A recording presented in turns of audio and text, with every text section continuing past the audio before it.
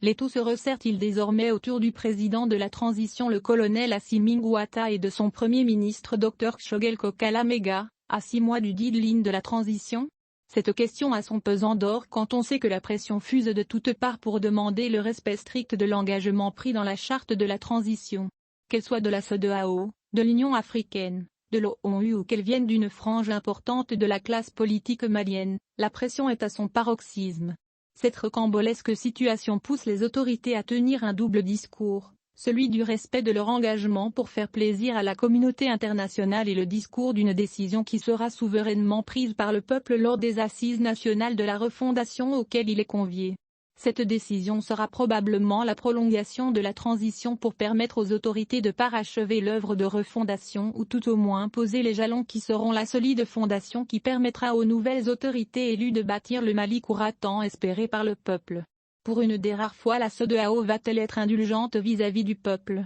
malien qui aspire à un État véritablement démocratique? La nouvelle opposition au régime transitoire se départira-t-elle de ses calculs politiciens en soutenant la transition pour sauver le Mali d'un chaos? Depuis la chute du régime d'Ibrahim Boubacar Keïta, le 18 août 2020, le Mali cherche toujours une meilleure voie pour une issue heureuse de sa transition. Celle qui s'offre en lui, pour l'instant est truffée d'embûches et d'obstacles pouvant freiner la bonne marche de la transition. En effet, s'il est indéniable que les auteurs du coup d'État se sont engagés à rendre le pouvoir aux civils au terme d'élections libres et transparentes, et cela dans 18 mois, il est tout aussi évident que vouloir tenir les élections à l'état actuel du pays c'est poser les bases d'un autre coup d'État. Le Mali ne tient plus que d'un petit fil et qu'aucun Malien n'a intérêt à ce que ce fil rompt, au risque de le voir disparaître. La classe politique malienne devrait non seulement être consciente du péril qui est en la demeure Mali, mais aussi comprendre et agir dans le sens de la sauvegarde de l'intérêt général. La classe politique, toute tendance confondue doit revoir sa copie.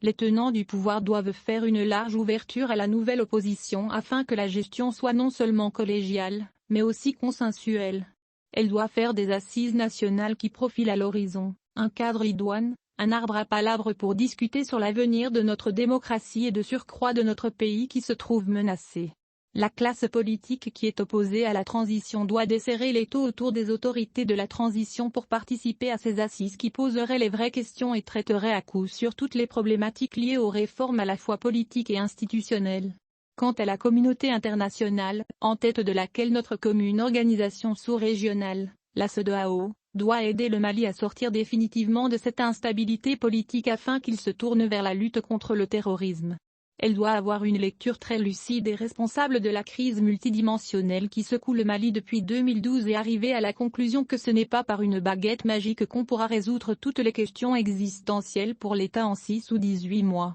donc qu'elle soit indulgente envers le Mali, qui dans une large majorité souhaite une prolongation intelligente afin que ces 3 questions majeures puissent connaître un début de solution, à savoir l'amélioration de la sécurité, les réformes majeures et des bons outils d'organisation des élections.